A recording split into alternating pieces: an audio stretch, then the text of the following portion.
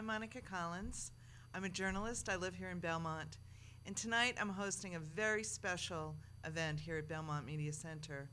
This is Belmont Votes. We're live. We're bringing you results live. And here I have two laptop jockeys. Tony Schinella is the editor of the Belmont Citizen-Herald. Tony is tracking statistics, data for us, and also certainly will be chatting with us about what you think. And this is Will Brownsberger. Will is the state rep from the 24th Middlesex. And Will, welcome. Thank you. And this is a first for us, and we invite you to call in. The number will be on the screen if you have anything to say.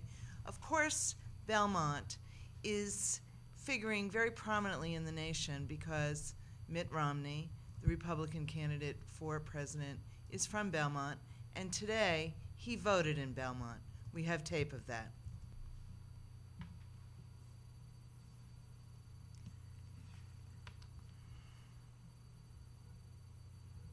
Now, there are all the media We're outside. waiting for Governor Romney to show up to cast his vote. He should be here at 2 o'clock. We're expecting him to arrive with a complete contingency.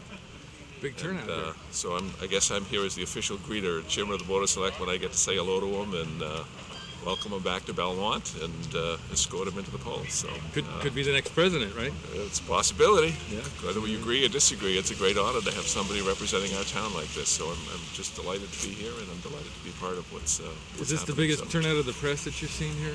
Yes, absolutely, absolutely. And apparently, there's a whole contingent that's traveling with him as well. So there'll be a bunch more showing up when he gets here. So. And you voted? I have voted. Yes, I have. I voted. Will you tell our viewers tonight who you voted for? No. My voters can guess, but I am supporting the local candidate. So, and I'm proud to support it. All right. Well, we see Angela Ferenzi, our chair of the Board of Selectmen, voted for Mitt Romney. Now, Tony, you endorsed Barack Obama. Busy day here today, Dolores. Thoughts about why you did? Very exciting, though. Oh. And we're looking forward to Mr. Romney arriving momentarily. What's your turnout expected to be today? I'm hoping, by the looks thus far, to hit at least 55%. Okay. And Dolores Keefe, the town clerk, will be calling into us with totals. But Tony, Barack. Well, before we get to Barack, I wanted to just note that we're going to see some footage of our reporter, Cassie Norton, oh, there she is. Staff photographer. And Mitt Romney is coming to cast his vote in the presidential Cassie primary. Norton, the hardest working woman in the news biz. I haven't actually asked him. And are you going to be getting a shot of him for the newspaper? Yeah, the photographer is right next to me over here. Oh, great. Have him look up. Hey, how you doing? Hey, Ann. Say hi to our media guy. Right there in the window. That's the Belmont Media Center. So, big turnout today, huh, in Belmont? Yeah. The buses carrying the national and international reporters came by and dropped everybody off. And I don't know where they all went. I think some of them are inside, some of them are out here. I'm just going to see what happens. Just going to wing it. Okay. Great. Thanks a lot. No Thank you, problem. Cassie. How many stories does Cassie write in a week? 10, 12? 6 to 8. Yeah. Some weeks are better than others. Well, listen, we were talking about Barack. I think that when the newspaper decides to take an endorsement, obviously it's not the easiest thing to do, and we like to look at things. I wanted to come to, we've got some video online of as well on our website. That was taken by Cassie Norton. That Cassie did, of Mitt walking. And there's an interesting scene right here, and you just saw the gentleman with the hat. Yeah. There's a little bit of footage there. And the guy kind of walks up to Mitt Romney, and you'd think after shaking hands, probably thousands and thousands of hands, that Mitt would not be taken aback by somebody reaching out his hand. And you'll see online at our website, wickedlocalbelmont.com, that Mitt kind of hesitates and moves away from the guy with the hat, wondering Absolutely, I noticed that. why is he reaching out a hand to me? It's an odd scene today. Who's the guy in the hat? Was it an odd neighbor that he He was taking pictures and he offered his hand, and Mitt Right. kind of hesitated, like, "Who are you? Why are you extending your hand?" It was Right, very, very right. interesting. But then Mitt saw other neighbors and friends right there in that scene that we're seeing, where he was very happy to see them. They all He gathered loosened there. up immediately after he Right. kind of got into the crowd. Right. It made me think that I wonder if he's not very good one-on-one, and then in the crowds he kind of, sometimes it's the opposite way with candidates. They're really good one-on-one, and then they get in a crowd and they're not very good, and Well, I kind of wonder about that. Here was Mitt's bad day today. He started in West Virginia, and he was really pushing hard for those delegates who then caucused and decided to endorse Huckabee. So Huckabee won. He lost in West Virginia after a great effort. They flew back to Massachusetts to vote, and apparently, according to what I heard on New England Cable News, Ann Romney looked very fatigued and tired. It must be exhausting, and it must be, I just want to go home, and, well, he said he Governor, wanted can to you go say home. you're watching the Belmont He Media hadn't been home Center? since Christmas. He wanted to get the rodents out, and she said she wanted to take a bath. Yeah, I think so. he said he was at his house after the New Hampshire primary for one night and then was back on the plane. But, Will, you can comment on this. I mean, you've run a lot of campaigns locally and regionally. Presidential campaigns are grueling, but let's be honest, those local campaigns can be pretty grueling, too. I mean, it's not the easiest thing to have to do. At least they're all in one time zone. I think the travel it has to be one of the hardest things on presidential yeah. candidates. Oh, definitely. And the constant changes of scenery and changes of where you're going to bed at night, and all that's got to take a big toll. That goes well beyond anything that any state or local candidate could ever experience. But here was a moment that was captured by a Fox. They call them their embeds, where there are these citizen journalists who follow people around with their little cameras. And here was a story on The Wire. It said, Mitt and Ann Romney cast their votes today at Belmont Town Hall. Ann finished her ballot first, while her husband seemed to labor over his a bit more. After they voted, they got a sample ballot as a souvenir, and Romney quipped, "That's pretty fun. First time I've ever voted for myself for president." What a thing that must be. It must indeed be something. How did you feel when you saw your name on the ballot the first time? I think I was ready for it. It didn't really throw me. I was relieved to see it there, He actually. says modestly. I wanted to make sure it was there. Tony, One of the neat things about the 2008 campaign is that, compared to previous campaigns, is that we have a lot of people who are connected at all kinds of different levels.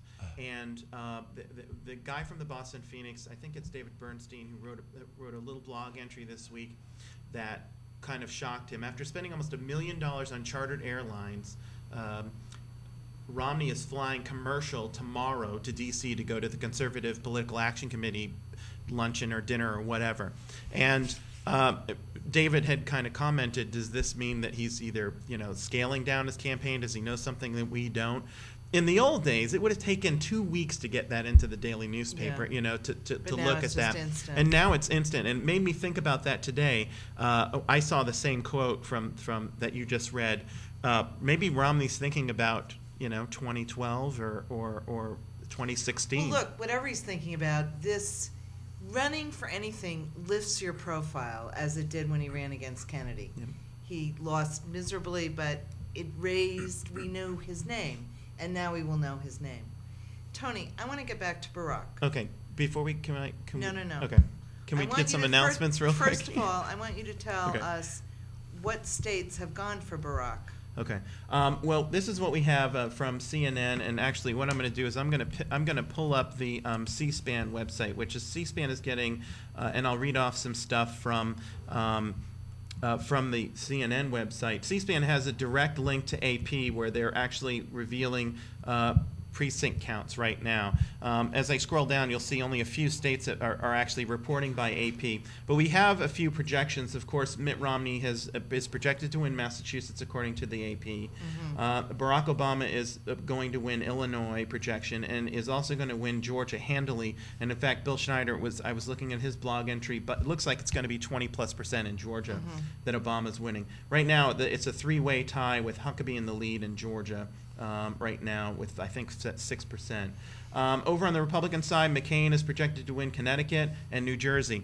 These are two key places where Giuliani was relatively strong. Right. Not only that, they're winner-take-all. Right. So they're huge numbers. We're going to see tomorrow morning that McCain is going to have a huge jump in delegates, where right now they're all under about 100. Well, thank you for that. Now let's get back to Barack. You Yes. endorsed Barack in the Belmont Citizen-Herald.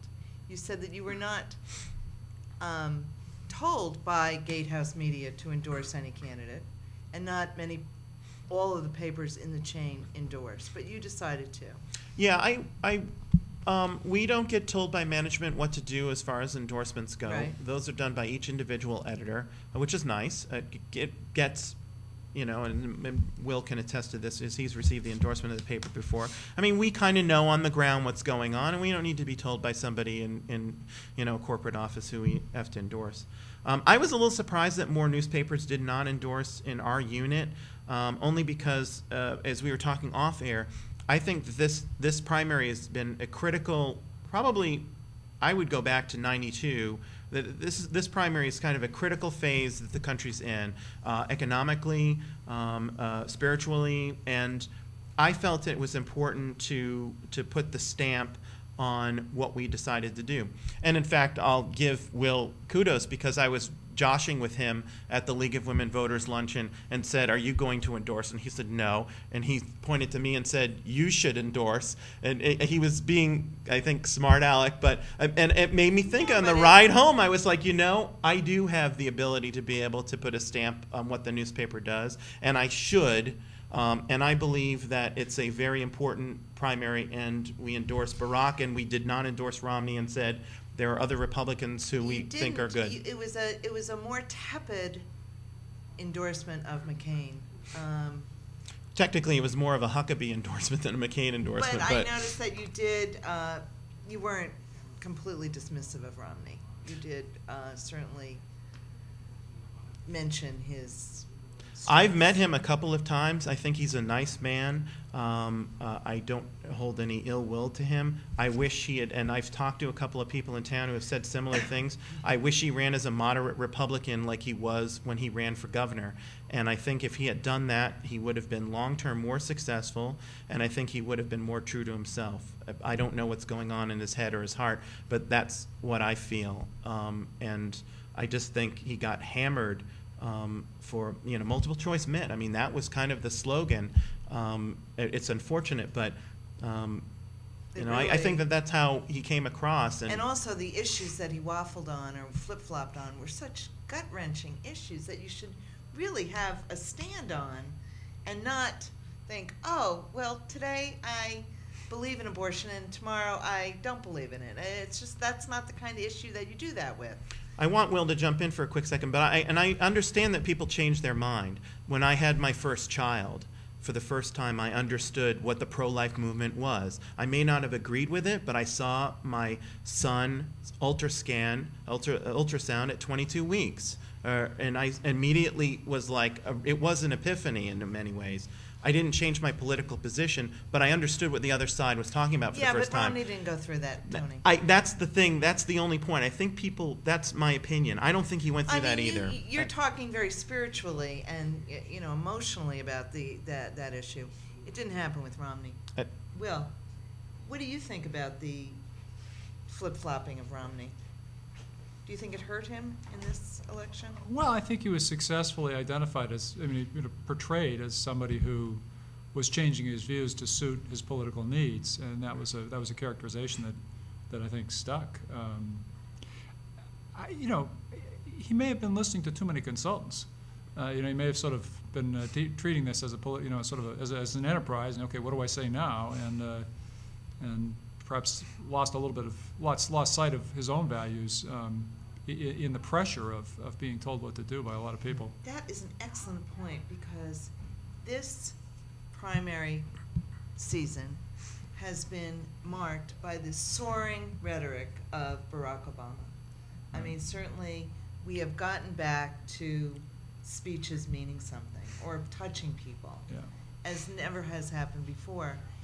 How important do you think that Barack's well, I'm referring to him, Barack Obama's, Mr. Obama's way to move a crowd with his words mattered? Well, I think it matters, and I think it matters the words that he has chosen. I think they're words that are of they're words that we desperately want to hear. Mm-hmm. You know, the sort of "we can be together" kind of national perspective, which Americans are really asking for. So people want to hear that, and I think he's offering that, and so I think that's part of his popularity. Definitely is. Tony, do you have any other numbers to share? Massachusetts Democrats. I'm just looking at some of the returns from the other states real quick. There, with 8% of the vote in Georgia, it seems to be a Huckabee lead. Huckabee is leading also in Alabama, which is interesting. We have, of course, Illinois. AP is calling Illinois for McCain. They know Obama won; it's his home state, so that's new there. We've got McCain. They've called McCain, Illinois. We have some Massachusetts numbers right here, with 8% of 8 precincts total, which is not very many. We don't know where they're from. Clinton has a 55 to 41% lead over Obama, and as AP had called Romney the winner for Massachusetts, we have 8 precincts showing a 41% there. 51 Romney. Percent. 41 McCain. 41 McCain. Wow. Still, that's significant. 41%. I mean, but Massachusetts is the winner take all, right? No, I don't believe so.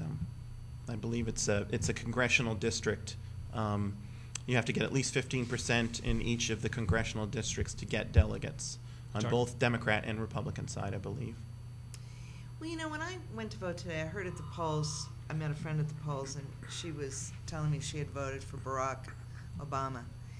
And she, very liberal, progressive woman, head of a large organization in Boston, natural Hillary voter. But she said, I just don't want to go through all the fighting anymore. I just don't want I guess when people actually think about the Clintons for 4 more years, they just see nastiness and calling Republicans bad names and Republicans calling them bad names and what's Bill doing, what's Hillary doing, and it's just, do you think that kind of anger factor figured into some of the votes for Barack? Oh, I think it did, because I think Barack is certainly positioning himself as someone who's going to be a bit above that and who can reach across the aisle and see across the divide and touch people with a different viewpoint and see, as Tony was saying, the truth behind somebody else's position at an emotional level.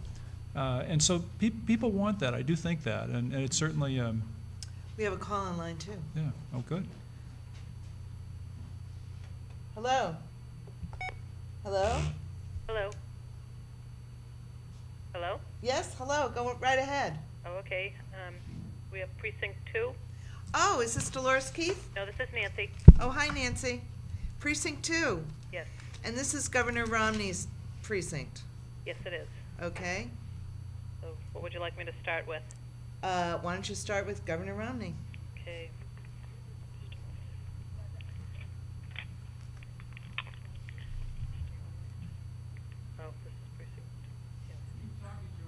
Okay. Okay, hang on. They just gave me a new set of papers. All right. I'm looking for Governor Romney. Well, give me whoever you've got in front of you. Okay.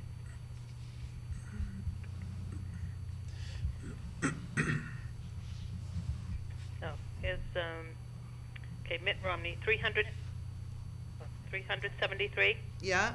Okay. John McCain, 113. Yeah. Fred Thompson, 1. Oh. 1 vote, right? Yeah. Mike Huckabee, 3. Yeah.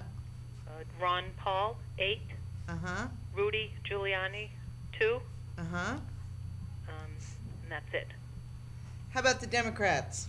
Okay, Democrats. Second. Well, Romney won his precinct. Yeah, okay. John Edwards, Yeah. 7. Yeah. Hillary Clinton, 370.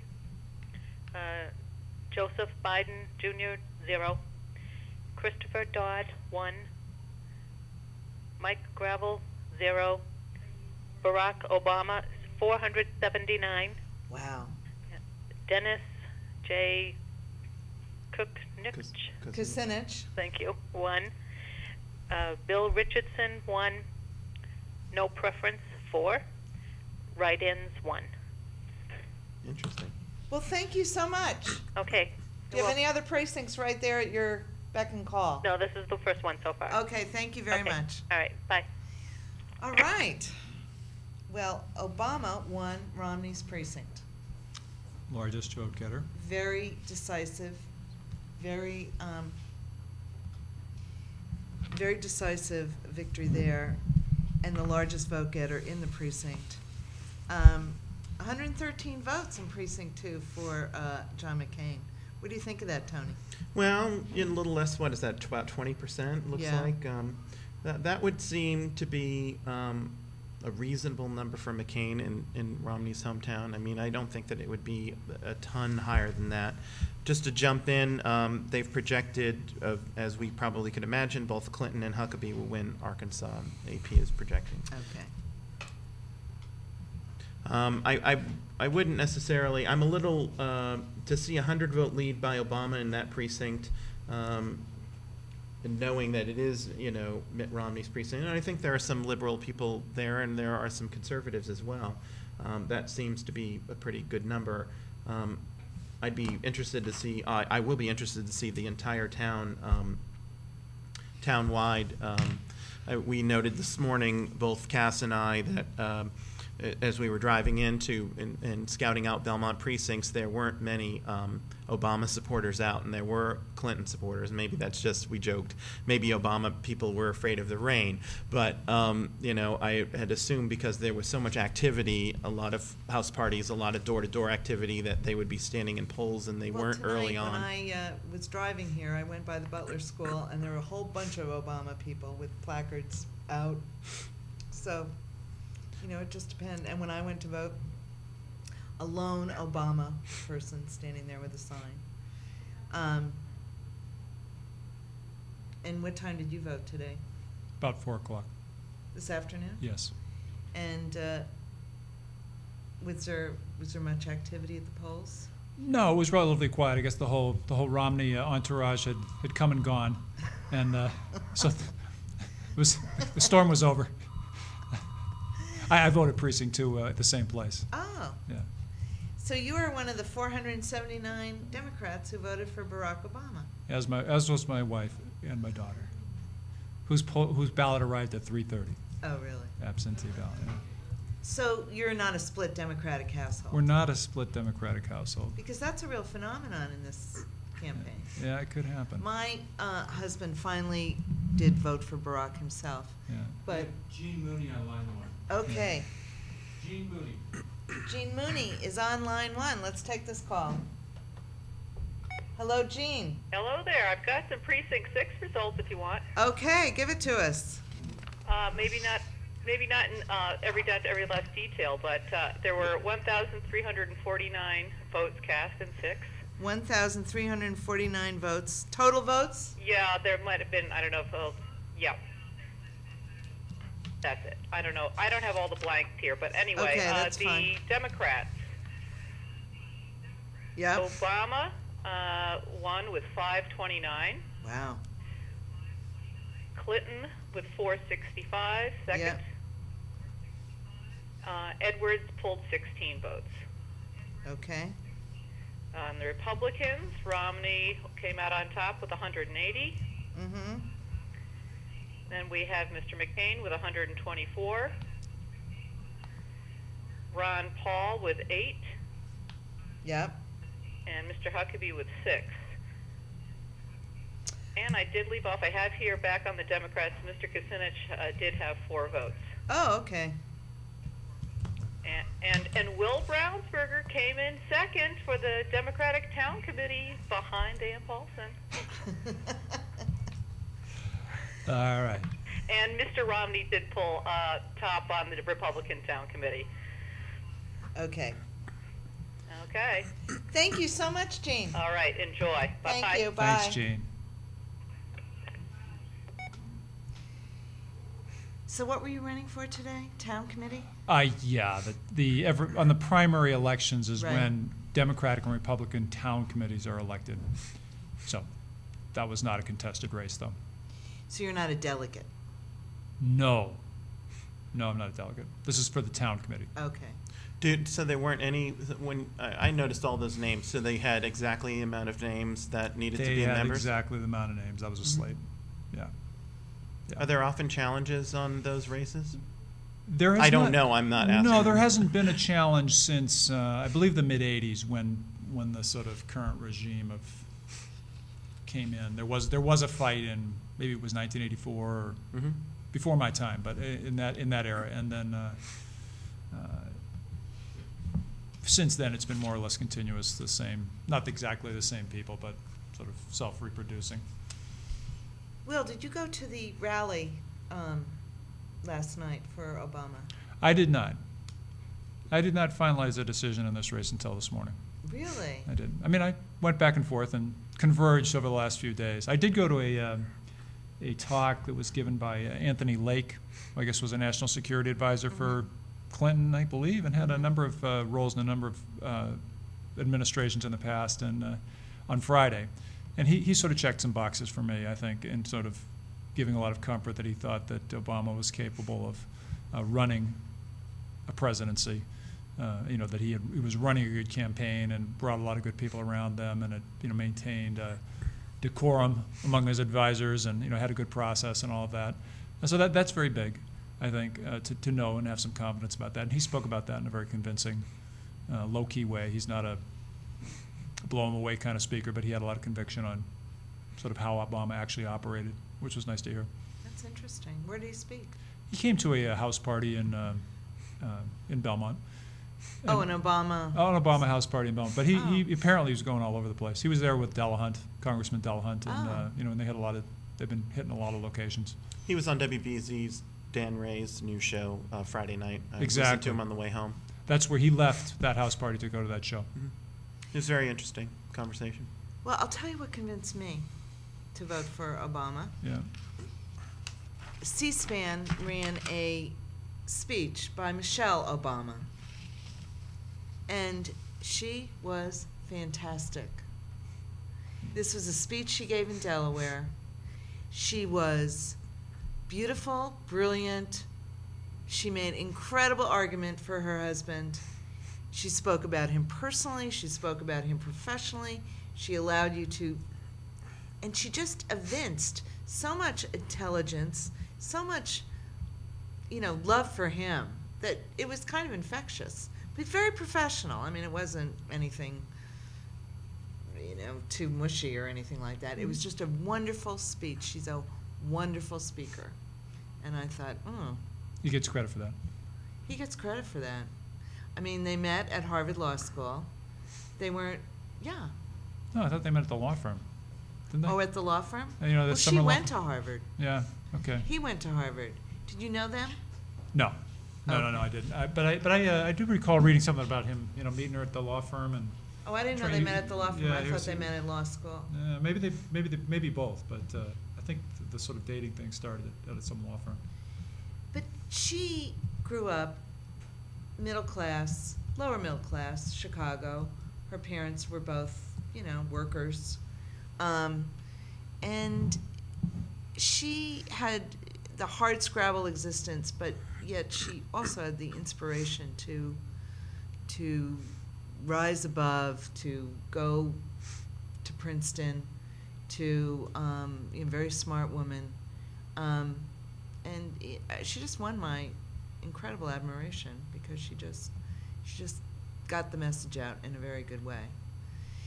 This happened at the same time that Bill Clinton was going into his South Carolina rants, right around the time of the South Carolina primary. And I love Bill Clinton, but I thought, can we go through another 4 years of this where there's anger and there's, it just turned me off. Can I just jump in with some interesting numbers here? I've kicked up a couple of websites. One of the neat things I like about the Drudge Report, even though it can be offensive to some people, Yes. is he will blurt out exit polling numbers. And those people who like to look at the data So with what's he exit blurting? polling numbers, we like it when people blurt out things they're technically not supposed to release yet. It looks like an Obama swamp. And these are not actual numbers. These are early exit poll numbers, but they're projecting him to win in Delaware, also to win in Arizona, and to win in Missouri. Clinton, it looks like they are guesstimating, will win in California and Tennessee as well as New York. And here's an interesting link I'm going to click on from ABC News Political Unit, which actually, they do a lot of really good stuff. The Note was one of the big sites in 2000, which broke a lot of stuff. The voters, when polled, said change is more important than experience by a 2-to-1 margin. Yeah. And I think that we're probably going to see a lot of that. NBC had that too in their poll, exit polling. But here's an interesting thing about polling in general, is apparently you need a landline to get called by a pollster. Have you heard this? Well, the exit pollings are done outside of the polling locations, but just the pre-polling, when they call around to ask who do you favor, that they need a landline to do that. They don't do it on cell phones. And that so many young people have cell phones now, no landlines, that they think that they're missing huge chunks of these people because of this. I honestly think, and I come from a different perspective as, you know, a news editor and a news director at a radio station and been involved in media in a long time, as have you. If they have enough money to be doing all these polls, then they have enough money to hire reporters and tell real stories. And I kind of hope, and I was at a symposium at Southern New Hampshire University back in December, and was asked the question about bloggers on this campaign and what was different from previous campaigns. And I had said I had hoped that the serious political journalists would actually do some policy work and let the bloggers do all of the snarky stuff. And and what's happened is now we have the political journalists doing all the snarky stuff along with the bloggers, and we still haven't gotten to the serious policy discussions. And if any news organization in this day and age, in this climate, the way newspapers are getting creamed and television is getting creamed and the internet's doing great things, if that's where we're going, then news organizations should stop wasting money on polling and should start hiring reporters for that money. You can get a decent reporter for $30,000, and I can tell you, ABC News will probably spend hundreds of thousands of dollars on polling, and they could hire 10 reporters to go out into the field and do serious stories for their websites. Go door to door and ask people what they think, and do stories or do reporting, do serious reporting, and not spend that money on polling. And we've seen it. It's neat to look at numbers. We're excited. I love numbers. I'm a number person, but it's not relevant to anything that we make decisions about, and we're too influenced by it. It's neat to have a little poll on Wicked Local Belmont, and we can all vote and look at what people said. That's fun. It's not scientific, but it's not a lot of time wasted. It's 20 minutes of my time to put it up online. They're spending hundreds of thousands of dollars on these things to manipulate people. I agree. And if they have that money, they have money to hire reporters. That's how I look at it. Also, I thought it was really interesting. Alessandra Stanley in the New York Times had a column about the same old political pundits, too, that they're also connected. The James Carvilles, the Mary Madelines, the Shrum, Broder, Bob Shrum, George Will. We need a new face. I mean, I think that a lot of the Barack voters are saying, we need something new. We need the shock of the new. We really do. We're tired of the same old people who make the same. If you look at like the James Carvilles and the Mary Madelines, these people are beyond your wildest dreams rich off the Clintons and fighting the Clintons. Exactly. So they get a dual role. Wouldn't you like that role, Will? Wouldn't it be great if you'd you could be the consultants on both sides, Exactly. That would be a great deal. Exactly. Be a little uncomfortable, I think, actually. But it just seems that a lot of things have become more transparent than maybe the entrenched media would want it to be. And I was so happy about that column that she wrote. I just thought, yes, that's right on. I mean, when you hear these people yabbering on and on and on, More times than not now, I just turn it off. And we'll watch something like a C-SPAN where it's unfiltered and you can just watch it and decide on your own. Yeah, during the '92 campaign, they had the road to the White House they've had on forever. And there was a great scene of a young boy, probably 10 or 11 years old, standing outside of a train station in Philadelphia handing out flyers for Jerry Brown. And the camera literally just hung on the boy. People were running into him, and he's sitting there like this. And they stood there for about 20 minutes just watching this boy deal with commuters. And it was just inspiring to watch. Not only this unfiltered coverage of this boy handing out flyers in Philadelphia, but the fact that this is being broadcast to thousands of people across the country. And just think for a minute, there is this young boy who can't vote, who doesn't write checks to politicians, handing out flyers because he believes in something. That's a pretty neat thing. Well, my earliest... C-SPAN gives you that.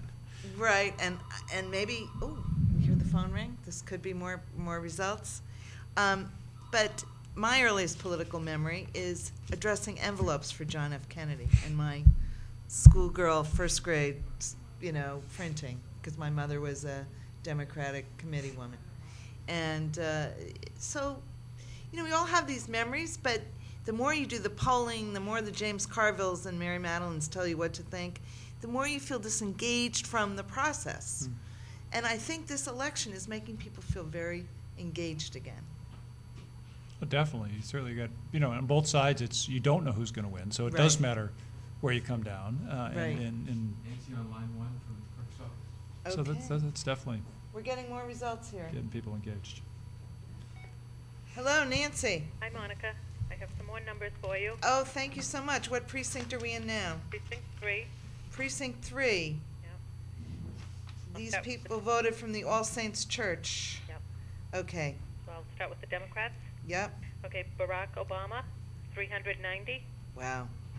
Hillary Clinton, 360. John Edwards, 10. Joseph Biden, 3. Mike Gravel, 3. Dennis Kuchnick, Yeah.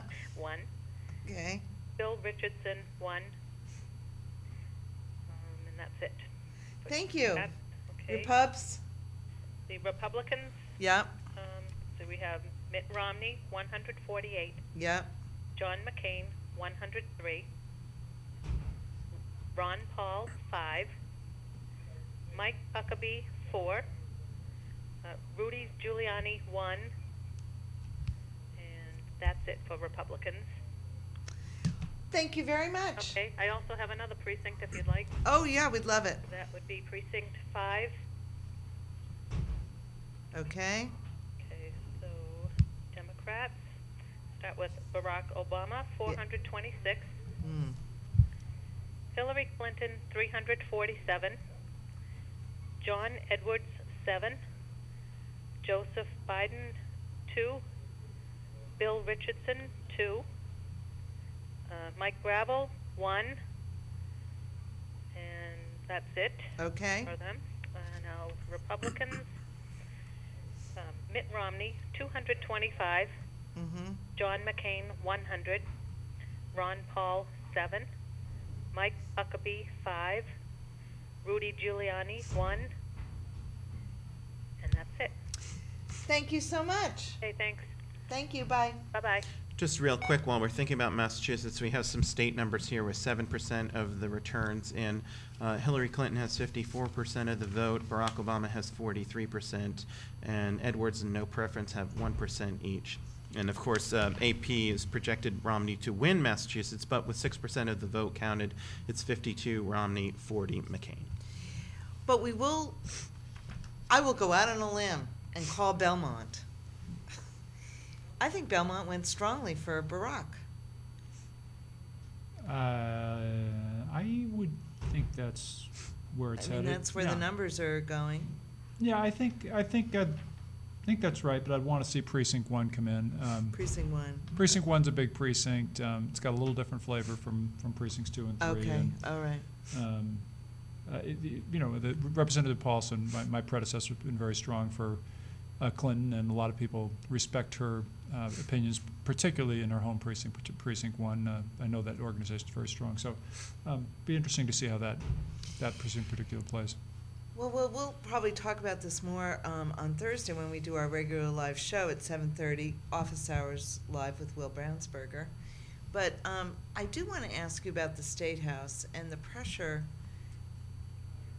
Therese Murray was very outspoken for Hillary Clinton, kind of even insinuating that if you were a woman and you lived in Massachusetts and you voted for Barack, you were being disloyal to your gender.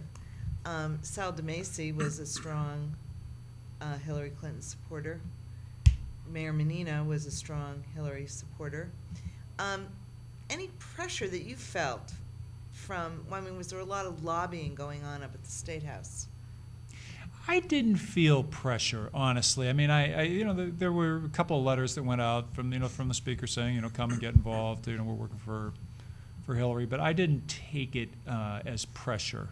Because there were certainly a number of people, including members of the leadership team, whom were with Barack. Right. So I never had the sense that, okay, well, if I don't jump on board this train, I'm going to pay a price. Right. So I didn't feel that. I didn't feel pressure at any time. And there's a mix of views. I think probably more Clinton than Barack, but as I say, mixed. And a number of people who, like me, said, wait a minute, I'm not going to jump on board either train right yet.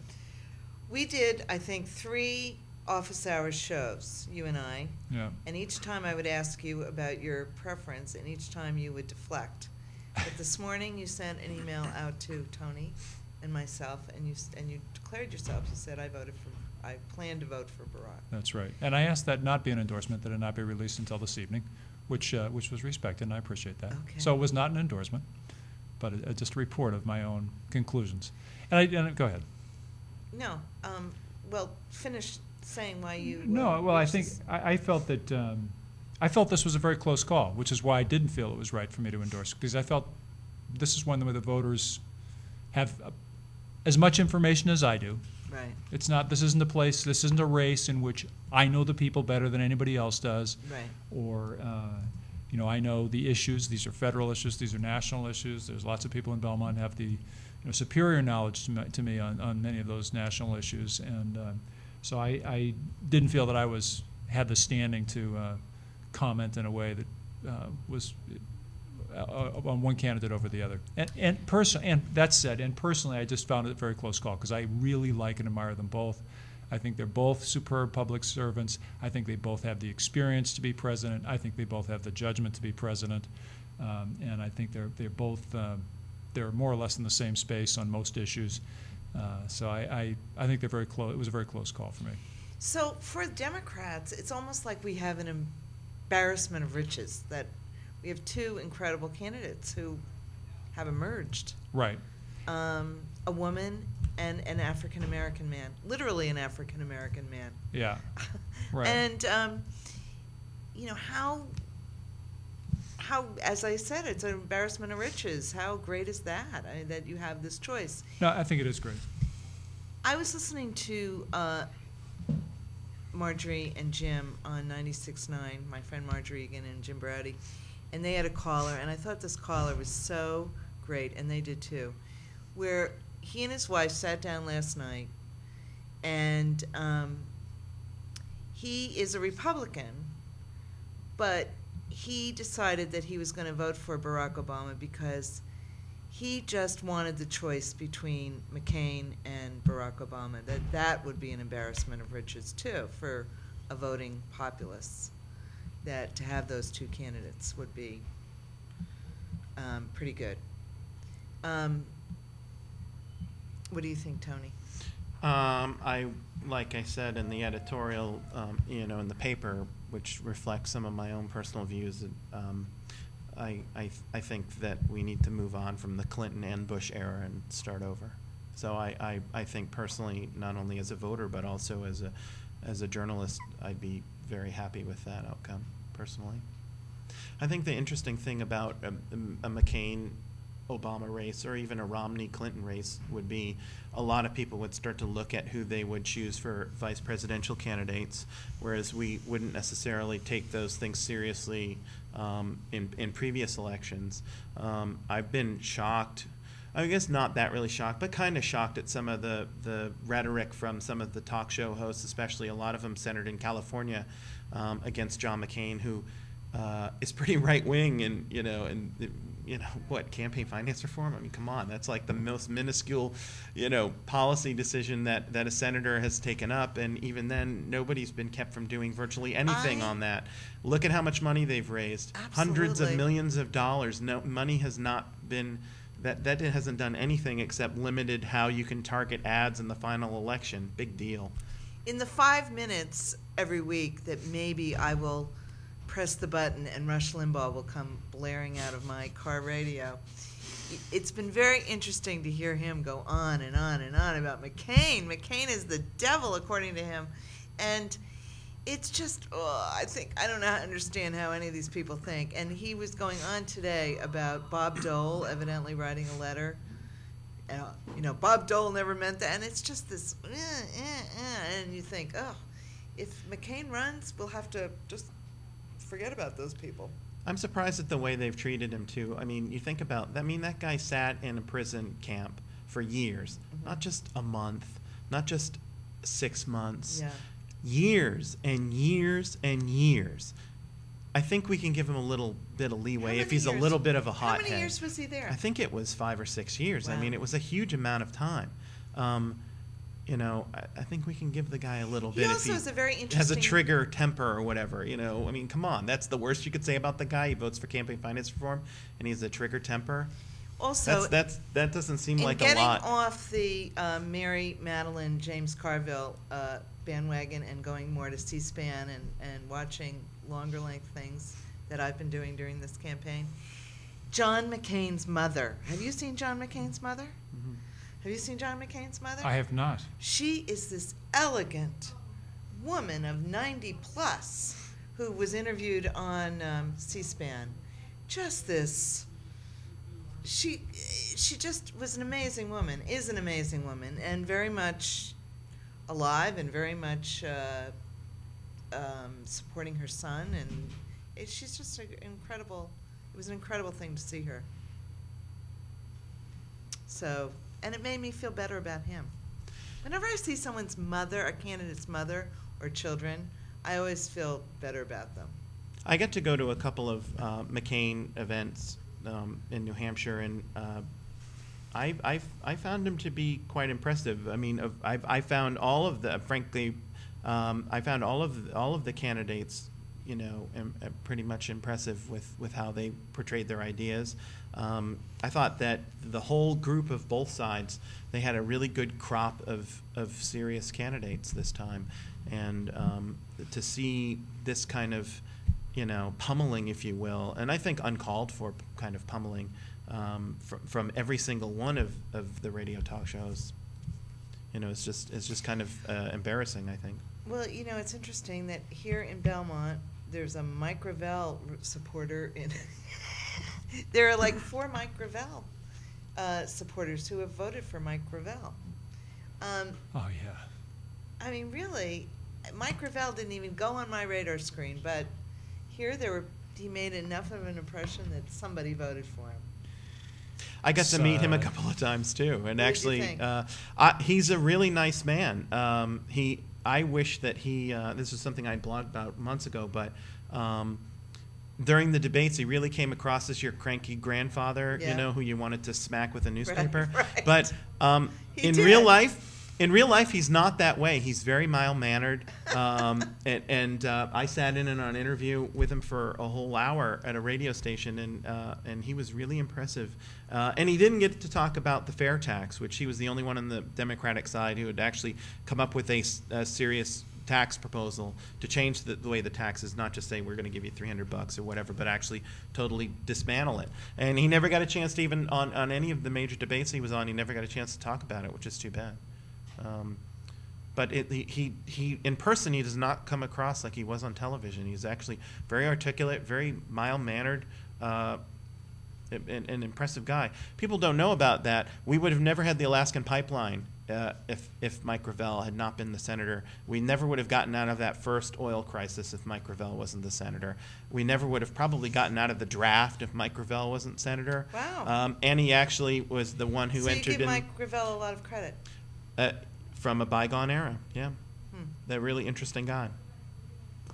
So what will happen after tonight? I mean, do you think that check your numbers one more time. Sure. Well, actually, we've got a couple of little things we can report. Yeah. We already knew that Clinton was going to probably win New York, but they've also called Delaware for McCain. One of the interesting things, I'm going to go to the Politico.com for a minute here.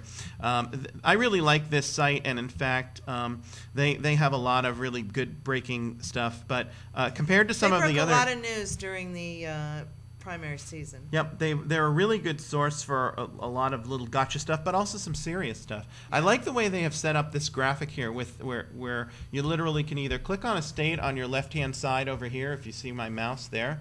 You can click on a state and get the numbers that as they come in, or you can also put on this little arrow here on the corner here. Let's just see. We don't have California numbers. Connecticut's really tight with 18% of the vote there. It looks like Obama has a 2,000 vote lead, which is pretty interesting. There's Delaware, which just has been called for McCain. Obama has a very slim lead with 16% of the precincts there. Here's Georgia, which you can see with the bar graphs. There's overwhelming bar graphs there. I like the way they've set up the site here. Here's Missouri. That's 1%. That's still early. And 1% in New Jersey and also New York. Well, Claire McCaskill, the new senator in Missouri, came out strongly for Barack Obama. So, although I have to tell you, in early November, I went to I was a fellow at a college in Missouri for a week, where I lectured and taught classes. But I was picked up at the airport by a student who, as I was walking to his car, he had a Hillary Clinton bumper sticker on his car, and he went eloquently, and this is when I was, I could have gone anyway, but he was going on about Hillary, the strengths of Hillary, and what impressed me the most was how he was involved. He was involved. And I thought, he said, I'm so excited about this, my first election, I can vote, and I thought, this is great that, and if anything, this election has involved more young people and more college students. And I think as it unfolds in the next year, certainly that will be a much talked about thing. Do you plan, if Obama is the candidate, Will, to work for him? I plan to work for whoever is the Democratic nominee, whether it's Hillary Clinton or Barack Obama. I'll be very pleased to try to plug into that process and figure out how to be helpful. Obviously, they're going to win Massachusetts. In the final, it is winner take all, right? So Massachusetts will not be the issue, but the question is where to and how to help otherwise. Do you think Massachusetts, if John McCain is the nominee, do you honestly think Massachusetts won't be in play? Good question. Yeah, I do. I mean, yeah, I think it won't be in play. Yeah, I think it'll be a solid Democratic state. Not that anybody should take it for granted, but I think one of those candidates will win it. I agree with that McCain would be the one that would have the best shot, but. And I would say probably if Hillary Clinton was the nominee, that McCain's best shot would probably be if Hillary Clinton was the nominee. I think. You do? Yeah, I think if Barack Obama's the nominee, I don't think that McCain's chances would be as easy. Or should say not easy, but more difficult. I mean, Reagan won here twice, and I'm still amazed. And I looked at some of those numbers, and granted, the state was a little bit different then, but not that much different, So you think a Barack McCain, that it would be harder to figure that one out? No. The other a Hillary McCain. Yes, it would be that's harder to figure that one out. I think Massachusetts might be in play if Hillary was the nominee, and that's only because of the amount of independents that McCain could draw on. He drew on them previously. in the last primary. Probably we'll see when we look at exit polling numbers here that we'd see. That doesn't necessarily mean Hillary would lose. I think she probably would. It would be a safe bet to say she would win here, but I think he would probably be more competitive. I don't know.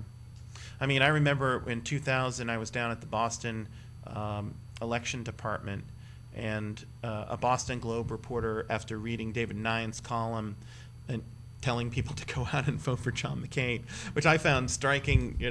Again, he's a very conservative Republican. I don't know why any liberals would. I could see where independents could vote for him, but I don't know why liberals would vote for him. And I remember reading David Nyen's column and thinking, oh my gosh, what is this? And a Globe reporter had come downstairs to find out exactly what he needed to do to re-register as an unenrolled so he could vote for McCain. And I won't mention the reporter, but you know him well from your previous life in the North End. I was shocked to see this, blonde-haired, blue-eyed, Yale-educated reporter for the Globe saying he was going to vote for McCain in the primary. I thought that was shocking, especially when you had Bill Bradley in that race, who represented not necessarily a totally left-wing part of the Democratic Party, but universal health care, again in 2000, against the death penalty, against, admitted I was wrong to have supported NAFTA. Yeah. Shock, thank you. It's nice when you can get out there and say you're wrong. I appreciate that as a voter. I do too. I do too. And they had that choice between McCain and Bradley, and there were all these liberals voting for McCain. It was pretty amazing. So who knows? Well, I don't know whether this is going to be. I feel like this presidential campaign has been half my life now. It began so early, and you just think, oh my gosh, how much more can we go through? But we now have a whole campaign to go through when we have our two candidates. Will, what do you think? Do you think it's going to be do you think Bill Clinton is going to be, if Hillary's the candidate, do you think he'll be stifled and put in the closet somewhere? Should he really go out and start? Should he be put in the closet somewhere? Well, I think that the campaign will use Bill Clinton intelligently, and I doubt that means putting him in the closet for the whole time. I think you're going to put him out in places and give him a job to do. And Idaho.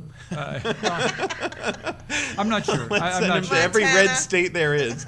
I don't know. Just I haven't thought that through and don't have the information the campaign has, but I'm sure they'll figure it out.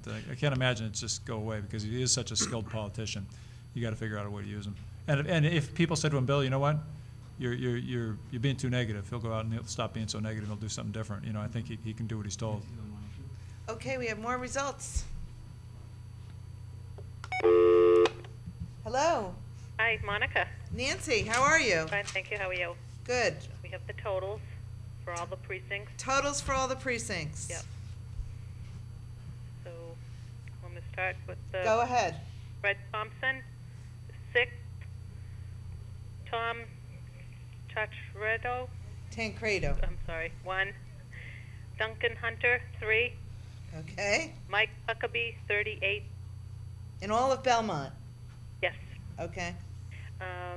Ron Paul is 62. Yeah. Rudy Giuliani, 8. Then we have John McCain, 829. And Mitt Romney, 1,799. 1,799, Romney. Okay. Okay, are you ready for the Democrats? Ready for the Dems. Okay.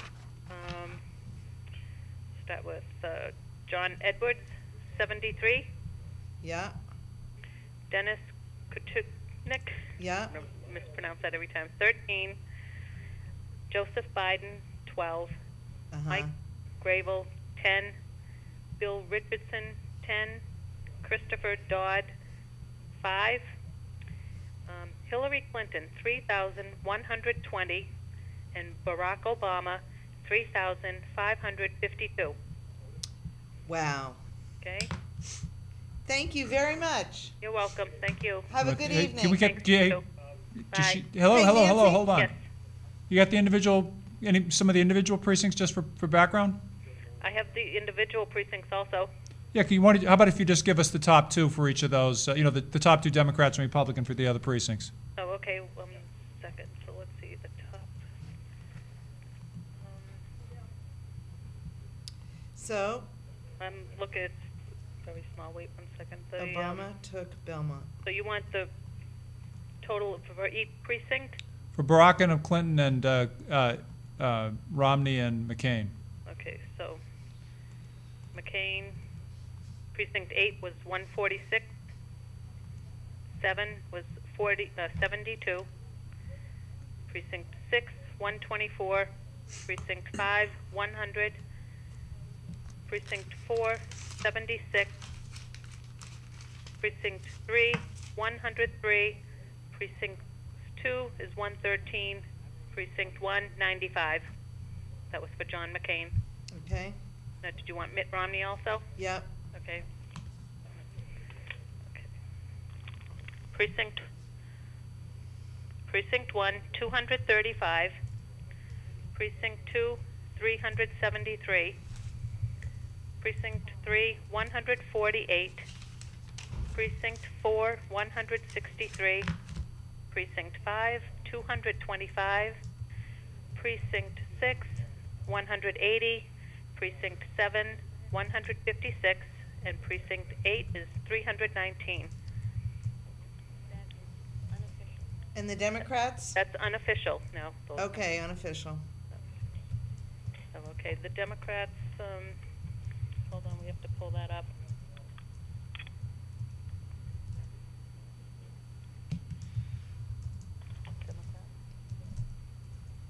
Should some Democrats have voted for Romney? Okay. They can't. Okay, the Democrats Unless for they run Hillary him in. Clinton, you want each precinct? Yep. Okay. Oh, well, they asked for each. Okay, so precinct 1, 372. Precinct 2, 370. Precinct 3, 360. Precinct 4, 385. Precinct 5, 347. Precinct 6, 465. Precinct 7, 371. Precinct 8, 450. Wow, okay. And then you'd also like Barack Obama. Please. Okay, Precinct 1, 589. Precinct 2, 479. Precinct 3, 390. Precinct 4, 329. Precinct 5, 426. Precinct 6, 529. Precinct 7 is 411. And Precinct 8 is 399. Could I just check you on Precinct 4? That was 329 for Barack and 385 for Clinton? 385 for Clinton, right. So that is the one precinct that she actually, so she carried precincts 4 and 8. Let's see, 4, that's correct, and 8, yes. Mm-hmm. She had 450 in Precinct 8. Barack Obama was 399. Nancy, do you have any numbers from the Green Rainbow ballot or the Working Families ballot yet?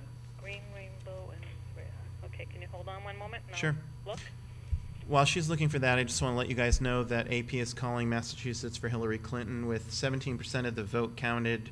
She has 119,000 votes, 58%. Obama has 80,600 votes with 39%. While 17% is a good chunk, I mean, that's a good 40, looks like a 39,000 vote lead. You don't know where they've counted either. Right. And I have a feeling that some of the more, if they counted some of the southern tier parts of the state early and have not counted some of the cities, that might come a little bit closer. Mm-hmm. The other interesting thing about Massachusetts, again, unlike the Republican winner-take-all states, they break it down by congressional district, 15%. You have to get 15% to win delegates.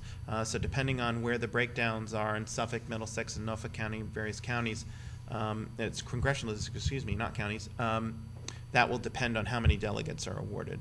So So she Barack could have will gotten, get if she some- got if she won Boston, say 80 to 20%, Right. but he won all of the other congressional districts, Right. and still lost by 39,000 votes, he would win the bulk of the delegates. So it'll be interesting to see how the delegates break down when we get to congressional figures. So even though she may get the total vote total, she won't get the states, all the states' delegates. Correct. Okay. It's broken down by congressional districts. Well, why is it significant to you? Tell us about, because I don't know this as well as you do, certainly. Nancy? Yes. You know, I don't have the those two parties in front of me. Can I? Okay. We don't think there were any for them, but Oh, okay. if I, All right. Well, if I thank get you. it, I'll call you back, though. Thanks. Okay. Thank you, Nancy. Okay, thank you. Thank you. All right, bye-bye. Bye. The reason I asked is that the Green Rainbow Party in Massachusetts actually did a mailer and a pretty aggressive effort of letters in various towns. I noticed a bunch of different letters in some of the community newspapers talking about their slate of candidates. They actually had 5 active candidates, which was interesting. And the Working Families Party, which there are about 3,000 registered voters in the state, they did not have a candidate on the ballot. We printed the ballot anyway so people could see it in the newspaper. I thought it was amusing to see a ballot with no name on it. But they had an auditor candidate, and actually was a labor leader. His name is slipping my mind at the moment. Rand Wilson, who ran in 2006 and received 20+% of the vote. So he established Working Families as a party by just running the very low money campaign against Joe DiNucci. So Well. kind of interesting there. Well, thank you, Tony. Just for that. Tell us very quickly, Will, because we have to sign off soon. The precincts that Obama lost, 4 and 8. Yes. What are those precincts? Because you know the precincts better than anyone. Well, I think those are precincts where you have more senior citizen voters. And Hillary has always done very well, I believe, in the other states with the senior citizen Democrats. So I think that's interesting and unsurprising, in fact, that those 2 precincts went for Hillary. So the precinct that went strongest for Obama was Precinct 1. Is in fact Precinct 1. I guess that's right, yeah. And you said you were interested in the results of that because you said Precinct 1 is a very large, diverse precinct. It is, and it's one of the 2 largest Democratic precincts. 1 and 6 are the precincts where the most Democratic votes were counting. Geographically, tell us where 1 is. 1 is everything on the far side of Concord Avenue from the high school Okay. up to about Washington Street All right. and over to about Bright Road. Okay. Between Common and Bright. Well, actually, it goes a little beyond Bright, but I guess it goes all the way over to, I forget. So it bumps up against Cambridge. I think it may go all the way over to Cambridge. Okay. I'm trying to remember where Precinct 7 may extend down into some of that. And then basically between Concord and Washington. There's a couple of variations on that, but that's basically what Will, it is. hasn't Precinct 4 always historically been a relatively conservative, kind of blue-collar, Reagan lunch bucket Democrat area in the past? I'm not surprised that Hillary won that precinct. Hasn't that kind of been the nature of it? Well, I think Precinct 4 is a diverse precinct. There's a lot of different kinds of folks in Precinct 4. I note that it was very strongly Democratic. 714 ballots cast between the 2 leaders in the Democratic primary as to only 239 in the Republican primary. So more than 3-to-1 Democrats in terms of the people who saw fit to vote today. Didn't that used to be over in Tom Stanley's district before? Precinct 4 was part of Waltham's district. That was grouped with Waltham. Yes, In the 2002 redistricting. that's or something? right. It was Okay. moved over. Yeah. I'm not I wanted to make sure that I remembered that I was talking about the right precinct. You know what's really cool here is that you get these totals from the town clerk. You write them down. And it's like 372 people in Precinct 1 voted for Hillary Clinton. Here in the town of Belmont, your vote counts. It does. You can see that, it's not well, look, who was, John Edwards got 73 votes in all of Belmont. There were those idealists that voted for him. Why would they do that? But, we didn't endorse him, so we almost did. Right. Thankfully, he dropped out right before my paper went to the printer. But there, 5 people in all of Belmont voted for Dennis Kucinich. No, 13 people. I'm sorry about that. 13 people. Joe Biden, 12 people. So that you can vote and it registers. It was registered and noted right here and now. Right here and now. But Joe Biden did get a lot of contributions, not a ton of contributions from Belmont, but some large $2,300 contributions. We did a story last year of people who had given money, and Biden was, I think, was number 2 or number 3 at the time that we did the article, which was in the summer. I would like to ask both of you, you've run for office and you survey the town in your wonderful newspaper that it comes out Thursdays, right, Tony? Mm-hmm. And We update daily on the web. And you update daily on the web, wickedlocal.com/Belmont. And I just want to congratulate you on I'm an inveterate newspaper reader. I love newspapers.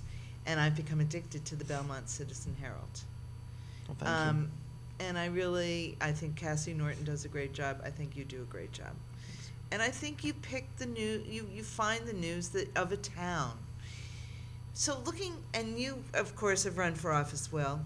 And politically, what is Belmont? It's obviously Democratic, but it's a thinking person's town where you can't pin us down. I mean, we will still go ahead and vote for John Edwards. You know, it's hard for me to see the forest for the trees in Belmont. In other words, when I think of what is Belmont, I see so many voters that I've had conversations with, and they're each individuals for me. And, you know, I've had conversations with thousands and thousands of voters in Belmont, and that's what Belmont is for me, is a whole lot of individuals, you know, each with their own perspectives. And so I'm reluctant to label it. You know, I respect the individuals too much to sort of label the town in a way. Well, I would love to know, I just realized the big question we didn't ask Nancy when she was on the phone, what was the turnout in Belmont? What was the percentage? Well, we can see that here. I mean, it was... What would you say? Well, I'm looking at about 9,300, 9,400 votes cast, which is, I would say, a little north of what, but not much north of what Dolores was saying. The clerk said 55%, so it looks to me a little more like 60. I'm not quite sure how many are on the rolls as of today. It varies. Is that high for Belmont? Oh, I think that's for a primary. Yeah, that's very solid. Yeah, that's a very solid turnout, and I think that's probably higher than the Galvin. Galvin was sort of saying, what did he say statewide? 1.3 million and change. But I mean, project. What is that? That would be, gosh, I don't remember. I thought that sounded more like about 30% to me. You know, so I think it was a high turnout. People were interested. Everybody that I know was thinking about this. So many people had trouble making the decision. Right. You know, some people were firmly in one place or the other, but a great many people, as you said, found it an embarrassment of riches on the Democratic side. Right. And this was a morning where I woke up for the first time in a long time on a day when I could vote, and the thought that I could vote made me happy throughout the day. You know, that I could go and vote, that I had a choice, and it wasn't just a dragging yourself to the polls to vote for the same old, that this was something new and different. And also, the primary, it was an interesting thing, because with a primary you feel that much closer to the decision than I think you do in a national election. Tony? Galvin did not predict a specific amount of percentage. He just said 1.3. Tony, we have to sign off soon. Mm-hmm. But before we do, could you go to your Sleazy Dredge report and let us know?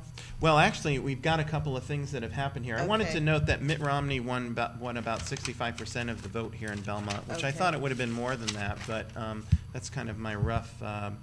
So to wrap up, Barack Obama took Belmont, Mitt Romney took Belmont, and those were our candidates in Belmont. Anything else? A couple of quick things. I can just go down what we've already gotten. There are some interesting projections that are coming out of Associated Press, which is I'm wondering about. Currently, for example, in Alabama, McCain has the lead, but they're projecting that Huckabee will win. They've projected Clinton and Romney, obviously Massachusetts, McCain and Obama in Illinois. Clinton will get Oklahoma. It's too close to call on the Republican side. McCain will get Connecticut. It looks like they're going to call Obama pretty soon for Connecticut. New Jersey will go to McCain and Clinton. Georgia, as we said before, goes to Obama. It's too close to call on the Republican side. Huckabee won and Clinton won in Arkansas. Delaware is going to McCain and Obama. Tennessee will go to Clinton and too close to call on the Republican side. And it looks like they've just called New York for McCain on the GOP side. Okay, so looks like our friend and neighbor, Mr. Romney, might be out of it after tonight, but should he stick with it? I think he'll have to answer that question a little later tonight. He certainly has the resources to stick with it if he wants to, that's for sure. Well, listen, I want to thank you, Tony. Thank you for having me.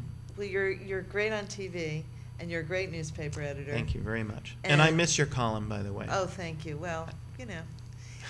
Who knows when it will For the come back. record, I've always read your column and loved it. Thank you very much. And we will be picking up our Belmont Citizen-Herald Thursday, Yep. sorry. Then they'll get some tidbits online if you want to go Okay. to wickedlocalbelmont.com. And, well, I will see you back here Thursday night, 7:30, for our Office Hours Live with Will Brownsberger. This is Monica Collins. The Belmont Media Center has brought you a very, very special evening of Belmont politics, national and local politics as well. Thank you for joining us. Good night.